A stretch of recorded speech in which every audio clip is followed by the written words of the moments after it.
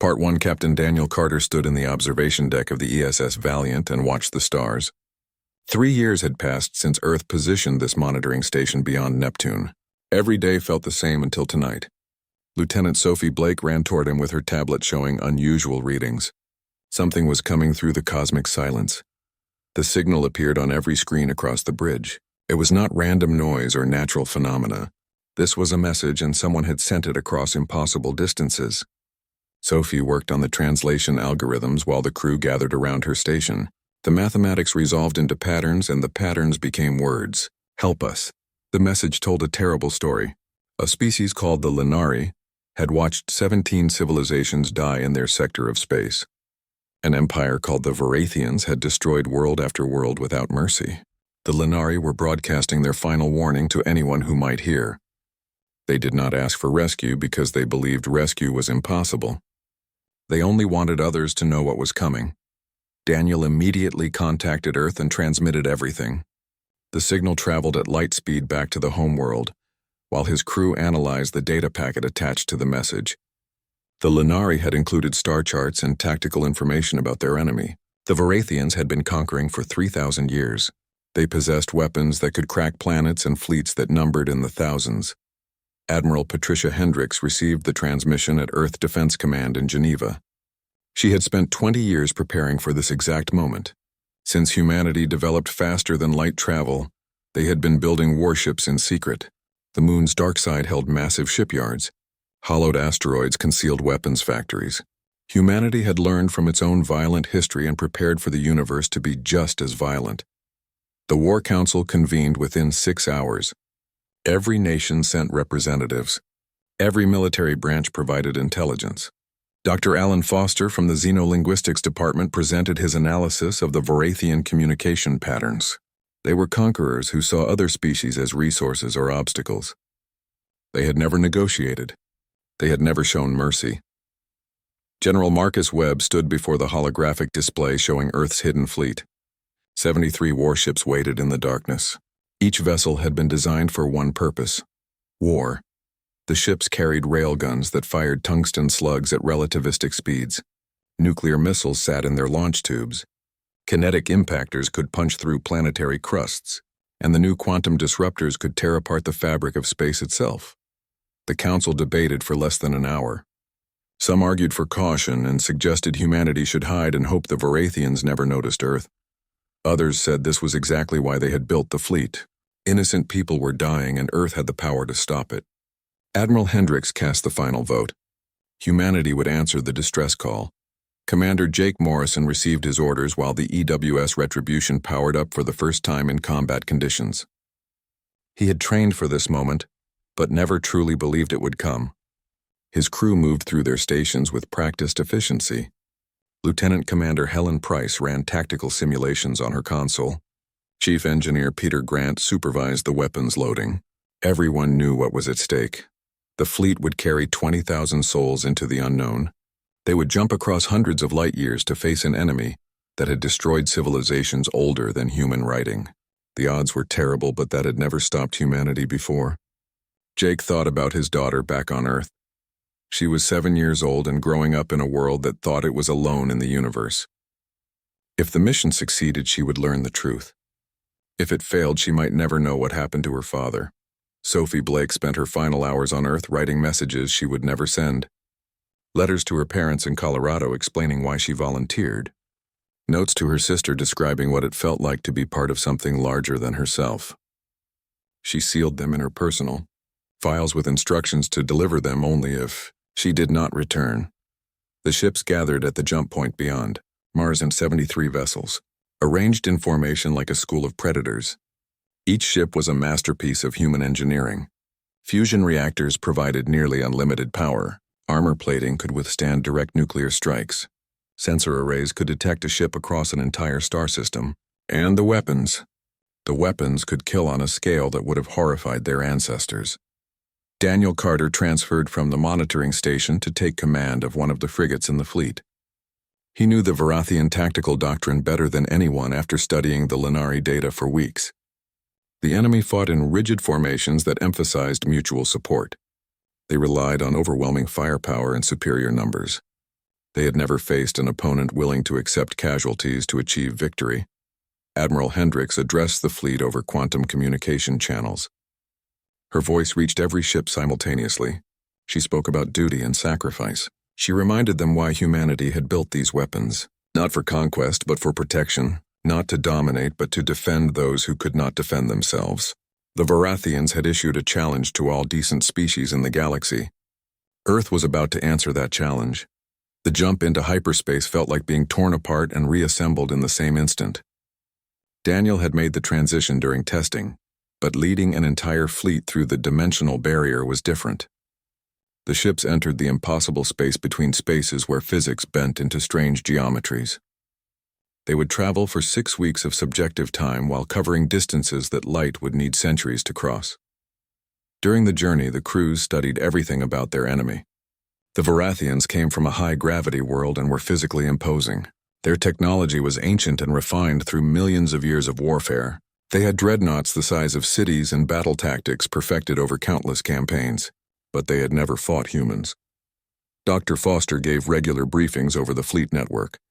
He explained that the Varathians had always faced opponents who valued their own survival above all else.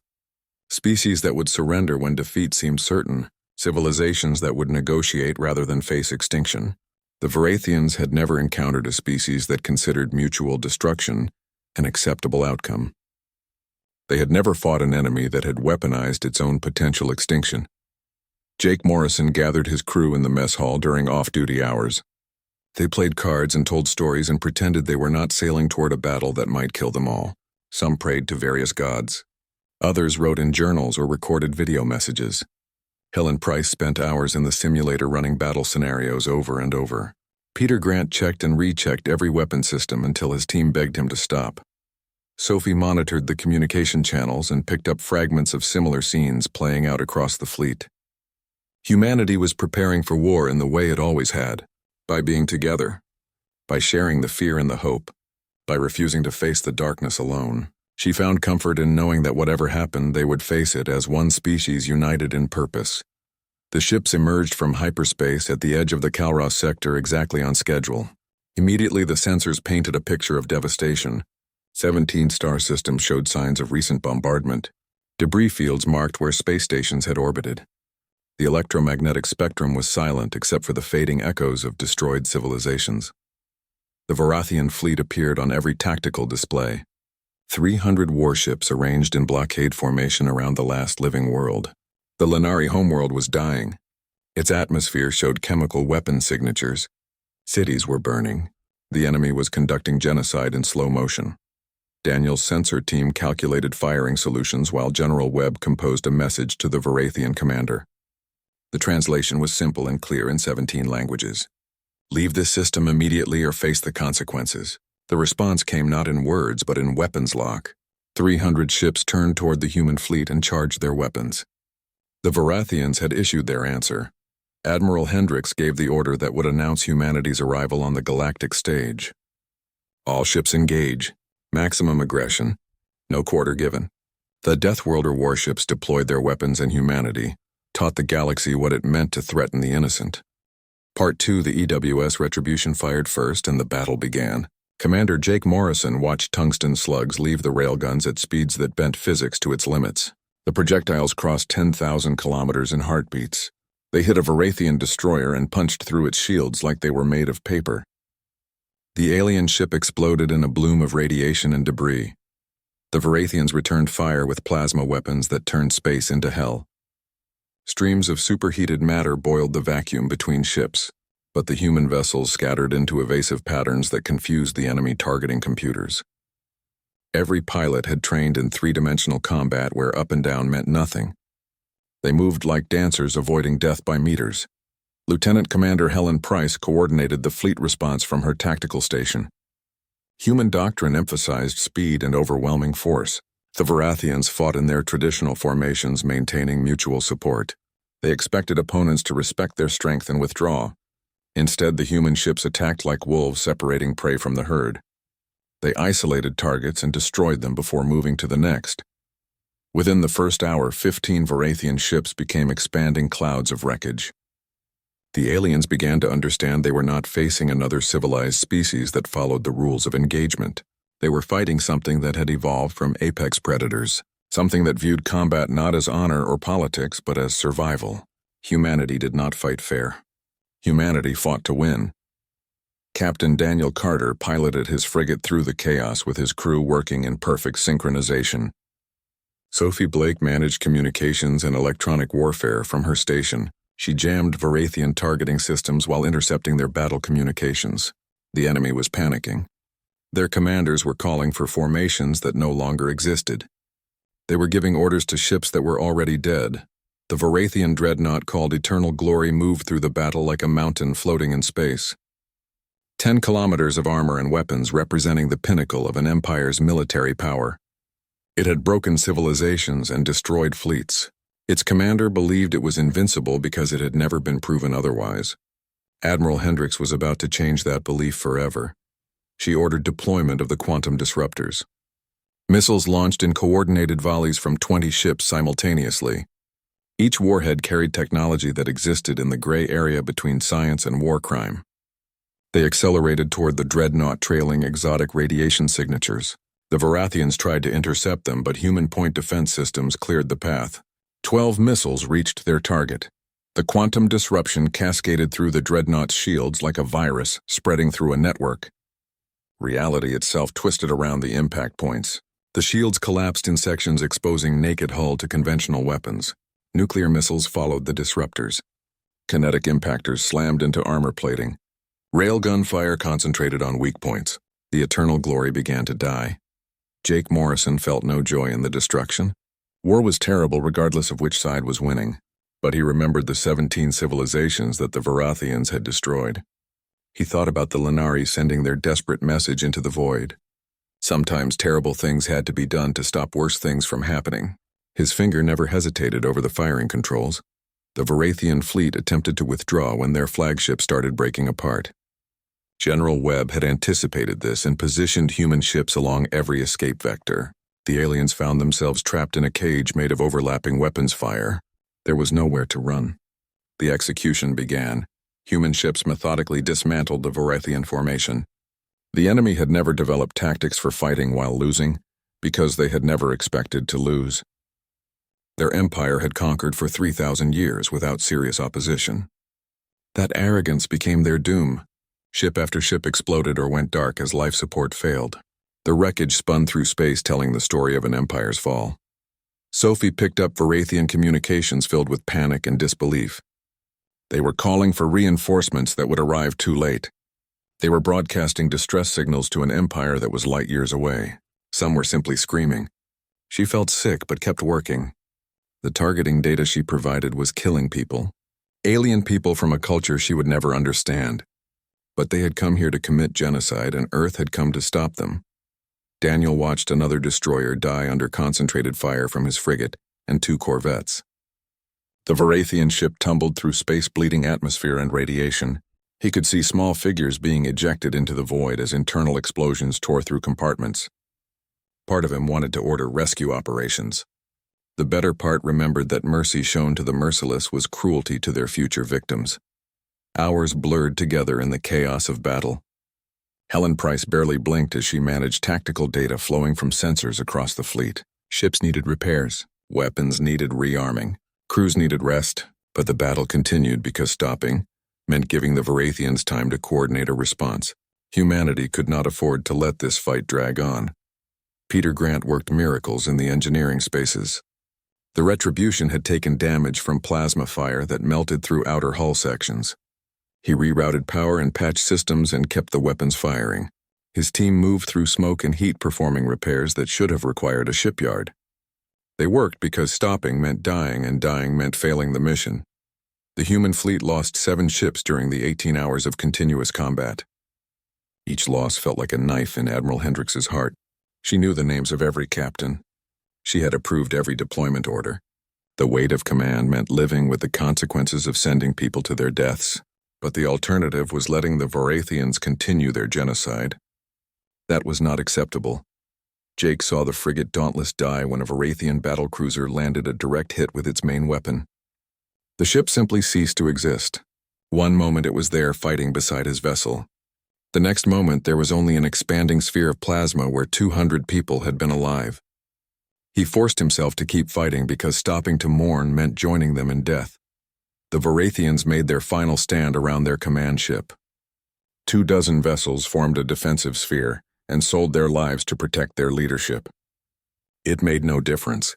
Human ships came from multiple vectors simultaneously. Nuclear fire washed over the formation. Kinetic impactors traveling at fractional light speed punched through hulls. The sphere collapsed and the command ship died with its escorts. 300 Varathian warships had entered the Kalros sector, confident in their strength and purpose. Now they were debris fields and radiation signatures scattered across millions of kilometers. The human fleet hung in space surrounded by the wreckage of their victory. Crews slumped at their stations, exhausted beyond words. The battle was over. Humanity had won. Sophie Blake transmitted the all-clear signal and then put her head in her hands. The adrenaline was fading and the reality was settling in. She had been part of the largest space battle in human history. They had fought an empire and destroyed their fleet. The recordings would be studied for generations. Children would learn about this day in history classes. But right now she just felt tired and sick and relieved to be alive. Daniel Carter ordered his crew to begin rescue operations. Not for Varathians because few had survived, but for the Lenari colony ship that was approaching the human fleet, broadcasting desperate gratitude. The aliens had watched the battle from their dying world. They had seen the impossible happen. Someone had answered their distress call. Someone had come to help. Someone had cared enough to fight for strangers. Admiral Hendricks composed her after-action report while medical teams moved through the fleet, treating the wounded. Casualty numbers came in slowly. 843 dead. Over 2,000 wounded. The butcher's bill was steep but could have been much worse. The Varathians had possessed superior numbers and tactical position. Only human ruthlessness and superior weapons technology had turned the battle. General Webb was already thinking about the next steps. The victory had announced humanity's presence to the galaxy in the most dramatic way possible. Every species with sensors would have detected the energy signatures from this battle. Questions would be asked. Contact would be made. Earth needed to prepare for what came next because the galaxy now knew humanity existed and humanity knew how to fight. The Lenari colony ship docked with the human fleet and survivors began transferring to human vessels. They were small, fragile beings with large eyes that held generations of sorrow. Dr. Foster met them and began the first real communication between humanity and an alien species. The Lenari could not believe what they were seeing. Their saviors were from a world they had never heard of. Warriors who fought with a ferocity that seemed impossible. Jake Morrison watched Lenari children being carried aboard the Retribution by his crew. They looked scared and sick and hopeless. His people gave them food and water and blankets. Medical staff began treating injuries. The aliens clung to their rescuers and wept. This was why the fleet had come. Not for glory or conquest, but to protect those who could be. Part 3. The Lenari survivors filled 3 human ships while medical teams worked around the clock. Dr. Alan Foster moved between the refugee areas, learning what he could about their culture and history.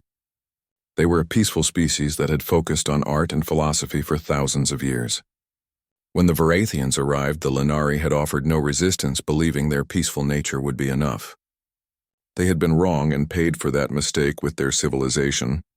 Captain Daniel Carter authorized the use of his ship's manufacturing facilities to produce supplies for the refugees. Food compatible with Lenari biology, blankets sized for their smaller frames, medical equipment calibrated to their physiology. His crew worked voluntarily on their off hours because helping felt better than thinking about the battle they had just survived. Admiral Hendricks convened a command meeting to discuss the situation. The Varathian fleet was destroyed, but the Empire still existed across hundreds of star systems. Earth had won a battle, but not the war. General Webb recommended sending a message to the Varathian Central Command, a declaration that would make humanity's position clear to everyone watching. The message took hours to compose and translate. It needed to be understood by the Varathians and any other species that intercepted the transmission. The content was simple, but the implications were enormous. Earth was announcing its presence to the galaxy and declaring its intentions. Any further acts of genocide would be met with overwhelming human response. The footage from the Battle of Calros was attached as proof that this was not an empty threat. Commander Jake Morrison supervised the broadcast preparations. The message would be sent through quantum channels and traditional electromagnetic waves simultaneously. It would reach the Varathian core worlds in days and spread throughout the Orion Arm within weeks. Every civilization with the technology to receive it would know that humanity existed, and humanity was willing to fight. Sophie Blake monitored the transmission and felt the weight of what they were doing. Earth was no longer hidden. The secret fleet was no longer secret. Humanity had stepped onto the galactic stage and done so with violence. The consequences would echo for generations. Other species would either seek alliance or prepare for confrontation. There was no going back now. The Lenari elders requested a meeting with Admiral Hendricks. Through translators, they expressed gratitude that words could not fully convey. Their entire species had been reduced to 60,000 survivors. Their homeworld was dead. Their culture existed only in memory and digital archives, but they were alive because humans had answered their distress call. They asked what Earth wanted in return. Hendricks told them the truth.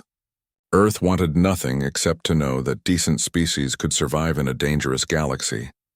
The Lenari would be given sanctuary, transport to human space, resources to rebuild their population, a chance to preserve their culture, and continue their existence. The elders wept, and humans who witnessed it felt the weight of responsibility settle on their shoulders. Daniel gathered his senior staff to discuss the journey home. The fleet needed repairs and resupply. Several ships had taken damage that required shipyard facilities. The Lenari colony vessel needed to be either repaired or abandoned. Fuel reserves were lower than ideal, and they were still deep in potentially hostile territory with no guarantee that Varathian reinforcements were not already on the way. General Webb made the decision. The fleet would remain in the Calros sector for 1 week while conducting emergency repairs. Search and rescue operations would continue for any Lenari survivors on their homeworld. Then they would begin the long journey back to Earth. The return trip would take longer because they needed to conserve fuel and protect their damaged vessels. Helen Price led teams down to the Lenari homeworld surface. The devastation was worse than the orbital scans had suggested. Cities had been systematically destroyed. Forests burned, oceans poisoned. The Varathians had not just defeated the Lenari, they had tried to erase every trace of their existence. It was genocide in its purest form. The rescue teams found small groups of survivors hiding in ruins and underground bunkers. Each discovery felt like a victory against the darkness. Lenari who had given up hope saw human ships landing and thought they were hallucinating. They could not comprehend that strangers from across the stars had come to save them, but the humans kept coming and kept searching until every life that could be saved was saved. Peter Grant worked with his engineering teams and Lenari technical experts to salvage what they could. Manufacturing equipment, scientific instruments, cultural artifacts, data archives containing thousands of years of history and knowledge. Everything portable was loaded onto human ships.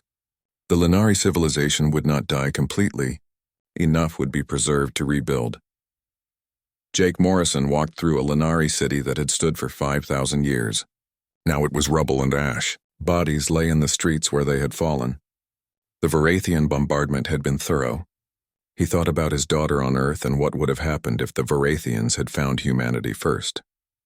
The responsibility to prevent this from happening to others settled into his bones. Dr. Foster interviewed Lenari scholars and artists to document their culture. He recorded their music and literature, their philosophy and science, their hopes and dreams. The sessions were painful because the Lenari knew they were creating a record of a dead civilization. But they participated because forgetting was worse than remembering. Their children would know what their people had been. Sophie discovered that the Lenari had been monitoring galactic communications for decades. They had records of other civilizations sending distress calls, species that had asked for help and received only silence. The pattern was clear. The galaxy was full of civilizations that preferred isolation over intervention. Humanity was different, and that difference would define Earth's role in galactic affairs. The memorial service for the fallen human crew members was held in space near the battlefield. Names were read over fleet communications. 843 individuals who would never see Earth again. Each one had volunteered knowing the risks. Each one had believed that some things were worth fighting for. Their deaths had meaning because their sacrifice had saved an entire species from extinction. Admiral Hendricks felt every loss personally. She had signed the deployment orders. She had sent these people into battle against overwhelming odds. Command meant living with those decisions, and the weight never got lighter. But she also knew that choosing not to act would have been worse. The Lenari would have died, and humanity would have proven itself morally bankrupt. The Varathian response to Earth's message arrived on the 6th day. It was not the arrogant dismissal expected from a supreme power. It was careful and measured. The Varathian Central Command acknowledged the human message and requested time to consider the implications. The delay spoke volumes about how thoroughly the Battle of Kalros had shaken their confidence. General Webb analyzed the response with his intelligence team. The Varathian Empire was clearly in turmoil. Subject species were probably emboldened by humanity's example. Internal conflicts were likely emerging. The empire that had seemed eternal was fracturing because someone had finally proven it could be beaten. The question now was, what would emerge from that fracture? Daniel prepared his ship for departure. The Retribution had taken damage but remained combat-capable. His crew was exhausted but professional. They had done something that would be remembered for as long as humanity existed. They had fought for strangers and won. They had proven that Earth's weapons were matched by Earth's willingness to defend the innocent. The fleet assembled for the jump home. 73 ships had arrived in the Kalros sector. 66 ships would return. The Lenari traveled with them in a convoy protected by the most powerful military force humanity had ever assembled. The journey would take weeks, but they were going somewhere safe. Somewhere they could rebuild. Somewhere they would never have to fear genocide again. Sophie Blake took one last look at the Lenari homeworld as the fleet prepared to jump. A beautiful planet now dead, because no one had stopped the Varathians sooner, but the pattern was broken. Humanity had established a new standard. Distress calls would be answered. The innocent would be protected. The galaxy now knew that at least one species would fight for others. Jake thought about the report he would file when they reached Earth. The tactical data. The weapon performance statistics. The lessons learned from humanity's first interstellar war. Future generations would study this battle and improve on what his generation had started. Earth would build better ships and train better crews. The defense of the innocent would become doctrine. Admiral Hendricks gave the order and the fleet jumped. 73 ships carrying 20,000 humans and 60,000 Lenari disappeared into hyperspace. Behind them they left wreckage and radiation. Proof that the Varathian Empire could bleed. Evidence that someone would stand against tyranny. A message written in fire and metal that the galaxy would not forget. The return journey began. Earth waited with questions and concerns. The galaxy watched with fear and hope, and somewhere in the darkness between stars, other species that had suffered under Varathian rule began to believe that change was possible. Humanity. Part 4. The human fleet emerged from hyperspace at the edge of Earth's solar system, and every sensor in human space locked onto them. Captain Daniel Carter transmitted identification codes while his crew prepared for debriefing. 6 weeks had passed since they left Kalros, but months had gone by on Earth due to time dilation effects. The world they returned to had been waiting and worrying. Admiral Hendricks separated from the fleet and took a fast courier ship directly to Geneva. The Unified Earth Defense Council needed immediate briefing. She carried data recordings of the entire campaign, battle footage, casualty reports, first contact protocols with the Lenari, everything that would help Earth's leaders understand what their military had accomplished and what it meant for humanity's future. Commander Jake Morrison guided the Retribution toward Luna Orbital Dock. The shipyard workers stared at the damage visible on his hull. Plasma scoring. Impact craters from kinetic weapons. Missing armor sections. The ship looked like it had been through hell because it had, but it had survived and brought its crew home. That was what mattered.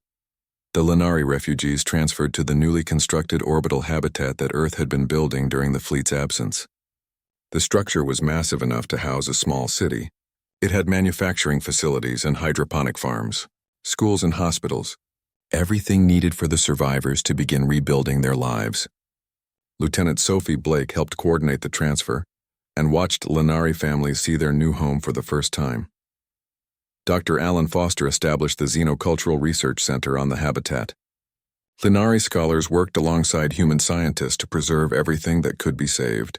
Art and music, literature and philosophy, scientific discoveries and historical records. The Linari civilization would continue in a different form, changed by tragedy but not destroyed by it. General Marcus Webb addressed the Defense Council with brutal honesty. Earth had won a significant victory, but had also revealed its existence to potentially hostile powers. The fleet had proven effective, but had also shown its limitations. 7 ships lost, thousands wounded, weapon systems that needed refinement, tactics that required adjustment based on actual combat experience. The Council debated the implications for days. Some members argued that Earth should fortify its borders and avoid further intervention. Others insisted that humanity had a moral obligation to protect species that could not protect themselves. The debates were broadcast globally because this decision would affect every human alive, and every human yet to be born. Public reaction was divided. Some celebrated the victory and called for expanding the military. Others worried that Earth had started a conflict that could escalate beyond control. Protests and counter-protests filled streets around the world. Everyone had an opinion about whether answering the distress call had been the right decision. Daniel testified before the council about the tactical details of the battle. He explained how human weapons had performed against Varathian technology, the effectiveness of quantum disruptors, the reliability of railgun systems, the vulnerability of human ships to plasma weapons. His testimony was technical and focused, but the underlying message was clear. Earth could fight and win, but not without cost. Sophie appeared on news networks explaining the first contact protocols, how translation systems had been developed, what the Linari had communicated about galactic civilization, the fact that hundreds of species existed in nearby space, many peaceful, some aggressive, all now aware that humanity existed and possessed significant military capability. Jake returned to his family and tried to explain what he had experienced. His daughter was older now and asked questions he struggled to answer. Why had he gone to fight for aliens he had never met? Whether killing was ever justified? If the Varathians were evil or just different? The questions of a 7-year-old girl contained more wisdom than most political debates. The Varathian Empire's formal response arrived 3 months after the battle. It was transmitted through multiple channels to ensure humanity received it. The message acknowledged Earth's military capability and proposed a cessation of hostilities. The Empire would withdraw from the Kalros sector and cease offensive operations against civilian populations. In exchange, Earth would agree not to intervene in Varathian internal affairs. Admiral Hendricks presented the proposal to the Council with her recommendation. Accept the offer but verify compliance. Station monitoring platforms near Varathian space. Establish communication protocols for future incidents. Make it clear that the truce was conditional on the Empire keeping its word. Peace was preferable to continued warfare, but only if peace meant protecting the innocent. The Council voted to accept the Varathian proposal with the conditions Hendricks suggested. Earth would not seek further conflict but would respond to any violations. The decision was transmitted to the Empire and acknowledged within days. The First Interstellar War had ended not with total victory or defeat, but with negotiated settlement. It set a precedent that would shape future relations. First contact with other species came faster than anyone expected. 14 different civilizations transmitted messages to Earth within months of the battle. The messages ranged from formal diplomatic greetings to requests for alliance. Some species feared humanity. Others admired them. All wanted to understand what kind of power Earth would become. Ambassador Lisa Yamamoto was appointed as Earth's first representative to the galactic community. She had diplomatic experience and xenocultural training. Her job was to navigate relationships with species that had been spacefaring for thousands of years, while humanity was still new to interstellar politics. The challenges were enormous, but so were the opportunities. Helen Price was assigned to the Galactic Defense Initiative, a joint military organization that included humans and 7 other species. The training exercises revealed that human tactical doctrine was revolutionary to civilizations that had fought the same way for millennia. 3-dimensional combat, aggressive maneuvers, acceptance of calculated risk. Other species began adopting human methods. Peter Grant led the team designing the next generation of human warships. Lessons from the Battle of Kalros informed every decision. Better armor, more efficient weapons, Improved life support. The new vessels would be faster and deadlier than the ships that had fought at Calros. Earth was not preparing for another war, but would be ready if one came. Daniel took command of the ESS Sentinel, the flagship of the combined human and allied fleet. It was a symbol of cooperation between species. Humans working alongside Lanari and Krell and others, the ship represented what could be built when civilizations chose cooperation over conflict. When the strong protected the weak instead of exploiting them, the Lanari thrived in their new home. Children were born in the orbital habitat, the first generation that would never see their original homeworld, but would grow up knowing the stories. Artists created works that blended Lanari tradition with human influences. Scientists collaborated on projects that advanced both cultures. The relationship between species became a model for future interactions. Sophie coordinated the translation network that allowed real-time communication across linguistic barriers. Every species had different methods of communication, verbal and written, chemical and electromagnetic. The systems she developed made dialogue possible where before there had been only confusion. She became the bridge between civilizations. Jake taught at the new military academy where humans and aliens trained together. Combat tactics and strategic thinking, ethics and rules of engagement, how to fight when necessary, and how to avoid fighting when possible. His students came from a dozen worlds. They learned that strength without wisdom was dangerous.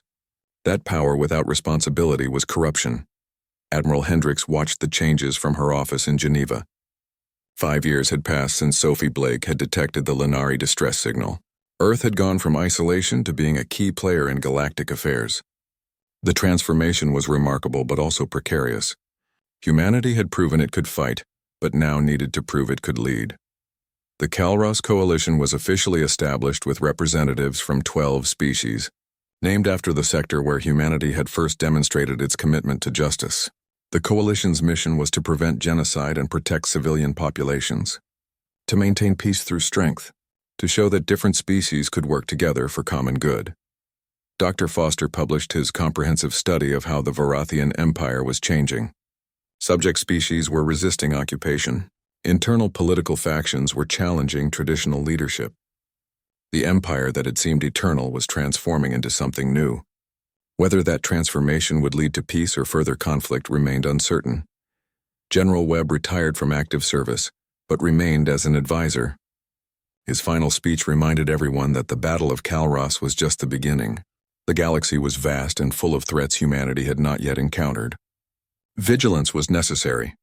Preparation was essential. But so was maintaining the moral foundation that had led Earth to answer the distress call in the first place. The memorial for the fallen was established on Luna, where the fleet had been built. 843 names carved into stone that would last for millennia. Families visited and Lee. Part 5. 10 years had passed since the distress signal reached Earth. Captain Daniel Carter stood on the bridge of the ESS Sentinel and watched the combined fleet assemble for another mission. 40 ships from 12 different species. Each vessel represented a commitment to the principles established at Calros. Protection of the innocent, defense against tyranny, justice enforced through collective strength. The new distress call had come from the Torvin system where a civil war threatened to exterminate the losing side. The Calros Coalition had investigated and determined that intervention was necessary to prevent genocide. This would be the first joint operation, and everyone understood the significance. Success would prove the coalition model worked. Failure would undermine everything they had built. Commander Sophie Blake managed communications for the multinational fleet. The translation systems she had helped develop allowed instant dialogue between species with completely different communication methods. Humans spoke verbally. The Krell used pheromones. The Lanari communicated through modulated light. But the systems bridged all gaps and created unified command structure. Admiral Patricia Hendricks observed from Earth as the fleet prepared to jump. She was older now and considering retirement. The military she had built in secret was now known throughout the galaxy. Earth's defense forces included not just warships but diplomatic corps and humanitarian relief organizations. Power balanced with wisdom, strength tempered by compassion. Lieutenant Jake Morrison commanded a squadron of new generation fighters. The vessels were smaller and faster than the ships that had fought at Calros. They incorporated technology from multiple species, human weapon systems, Krell propulsion. Linari sensors. The collaborative design produced something better than any single civilization could have created alone. General Marcus Webb watched the departure from his retirement home in Montana. He had built the fleet that answered the first distress call. Now he saw that fleet evolved into something larger. Humanity was no longer alone in defending the innocent. The burden was shared. The responsibility was collective. That was exactly what he had hoped would happen. Dr. Alan Foster worked in the Xenocultural Institute that had grown from his initial contact with the Linari. Scholars from 15 species studied together. They documented cultures and preserved histories. They learned from each other and created new knowledge. The Institute represented the best of what galactic civilization could be when species chose cooperation. The Linari had become Earth's closest allies. Their population had grown to 200,000, living on 3 orbital habitats and a colony on Mars. Children born after the evacuation grew up bilingual and bicultural. They considered themselves both Linari and human. The blending of civilizations created something unique and precious. Ambassador Lisa Yamamoto negotiated with the Varathian Empire, which had transformed dramatically. The old leadership was gone. New voices advocated for reform and reconciliation. The empire was becoming a confederation of equals, rather than a hierarchy of conquerors. Change was slow but real. The Battle of Kalros had broken more than just their fleet. Lieutenant Commander Helen Price trained coalition forces in combined operations. Human tactics had revolutionized galactic warfare, but other species brought their own innovations. Krell defensive systems, Linari electronic warfare, Torvan boarding techniques. The synthesis created military doctrine more effective than anything previously known. Chief Engineer Peter Grant supervised the construction yards that now operated on Luna and in orbit around Jupiter. Shipbuilding had become a collaborative industry. Human engineers worked alongside alien specialists. The vessels they produced incorporated the best technology from multiple civilizations.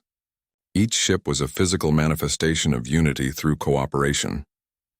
Daniel's daughter was 17 now and attending the Coalition Academy. She had grown up in a universe where humans and aliens worked together, where different species protected each other, where strength was used to defend rather than dominate. She represented the future that the Battle of Kalros had made possible. The fleet jumped to the Torvan system and found the situation worse than intelligence had suggested. 3 million refugees fleeing violence, cities under bombardment, a government willing to exterminate its own citizens rather than accept political defeat. The coalition had come to prevent another genocide. Time was critical. Sophie coordinated the evacuation operations while Daniel led the military intervention. Coalition ships inserted themselves between the warring factions. Weapons were charged. Shields were raised. The message was clear. The killing would stop or the coalition would stop it by force. The Torvan government forces hesitated when faced with overwhelming power. Negotiations began immediately. Ambassador Yamamoto worked with Torvan representatives while coalition troops secured refugee camps. The government wanted to maintain power. The rebels wanted justice for atrocities committed. Finding middle ground seemed impossible, but failure meant millions would die. Lisa applied lessons learned from a decade of interstellar diplomacy. Jake's fighters patrolled the space above contested zones. They interdicted weapon shipments and enforced no-fly zones. Several times Torvan ships tried to break through. Warning shots convinced them to withdraw. The coalition was willing to fight but preferred to achieve objectives without bloodshed. Every life saved was a victory. Helen coordinated ground operations with coalition troops from 6 species. Humans provided tactical leadership. Krell supplied heavy armor. Linari handled logistics. The combined force was effective because each species contributed what it did best. Cooperation multiplied effectiveness beyond what any single military could achieve alone. Peter and his engineering teams established refugee processing centers, temporary shelters that could house thousands, medical facilities using technology from multiple civilizations, food production systems adapted for Torvan biology.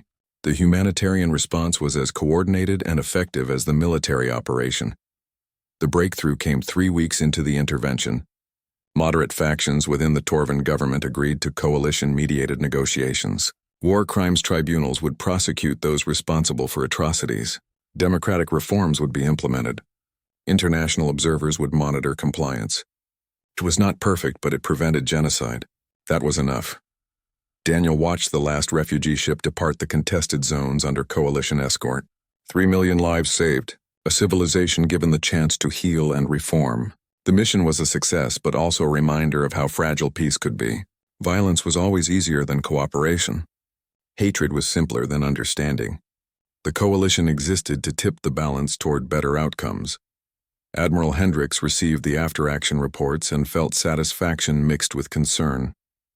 The coalition had proven effective but had also revealed limitations. Resource constraints, political disagreements between member species, the challenge of maintaining unity when national interests diverged. Success created new problems that needed solutions.